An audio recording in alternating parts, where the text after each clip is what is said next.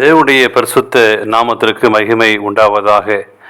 இந்த காலை வேளை உங்கள் அனைவரையும் ஆண்டவராகிய இயேசு கிறிஸ்துவின் இன்ப நாமத்தில் உங்களை அன்போடு வாழ்த்தி வரவேற்கிறேன். விண்துளிகள் வாயிலாக இந்த நாளில் சந்திப்பதிலே மிகுந்த மகிழ்ச்சி அடைகிறேன். ஆதியாகமம் 2ஆம் அதிகாரம் 17ஆம் வாக்கியம் சொல்கிறது, நன்மை தீமை அறியத்தக்க விருட்சத்தின் கனியை புசிக்க வேண்டாம், அதை நீங்கள் புசிக்கும் நாளில் சாகவே சாவாய் என்று சொல்லி நாம் வாசிக்கிறோம். இந்த நாளின் செய்தி நம்முடைய எதிர்காலம் நம்முடைய கருத்து தான் உள்ளது என்று சொல்லி நாம் வாசிக்கிறோம். தேவன் மனிதனை தமது சாயலாக உண்டாக்கினார். நாம் விருப்பத்தைப்படி தெரிந்து கொள்ளும் சுயாதீனத்தையும் அவனுக்கு கொடுத்தார். ஆதாமும் ஏவாளும் அந்த சுயாதீனத்தை உபயோகித்து பாவம் செய்தார்கள். பாவம் உலகில் வந்தபோது தேவனிடத்திலிருந்து மனிதன் பிரிக்கப்பட்ட போதும் சுயாதீனத்தை மட்டும் தேவன் மனிதனிலிருந்து எடுத்துவிடவில்லை.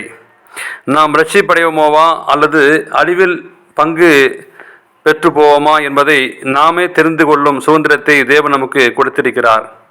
ஒரு ஊரில் ஒரு பெரியவர் ஒருவர் வாழ்ந்து வந்தார். அவரிடம் யார் என்ன கேள்வி கேட்டாலும் சற்றென்று சரியாக பதில் கூறுவார். ஒரு நாள் சிறுவர்கள் சிலராக சேர்ந்து அவரிடம் கேள்வி கேட்டு அவரை சிக்க வைக்க வேண்டும் என்று அவரிடம் வந்தார்கள். சிறிய பட்டாம்பூச்சி ஒன்றை ஒருவன் தன் கைக்குள் வைத்திருந்தான். பெரியவிடம் அவன், ஐயா, என் கையில் இருக்கும் பட்டாம்பூச்சி உயிரோடு இருக்கிறதா செத்திருக்கிறதா என்று கேட்டான். உயிரோடு இருக்கிறது என்று அவர் பதில் சொன்னால் சற்றென்றும் பட்டாம்பூச்சியை அழித்து கொன்றுவிட்டு அவனிடம் செத்த பட்டாம்பூச்சியை காண்பிக்கலாம்.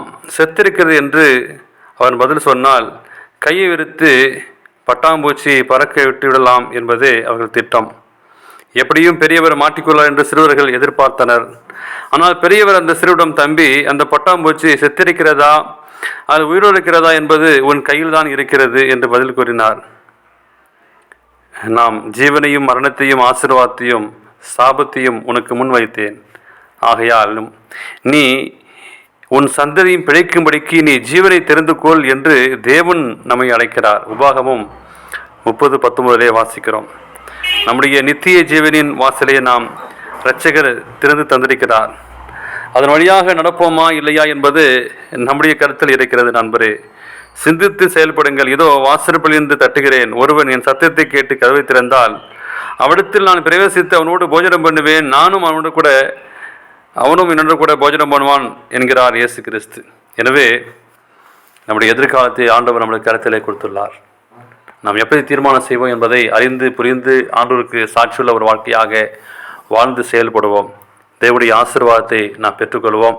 அப்படி ஆசீர்வாதத்தை பெற்றுக்கொள்ளுங்கள். தேவன் உங்களை ஆசீர்வதிப்பாராக. ஆமேன்.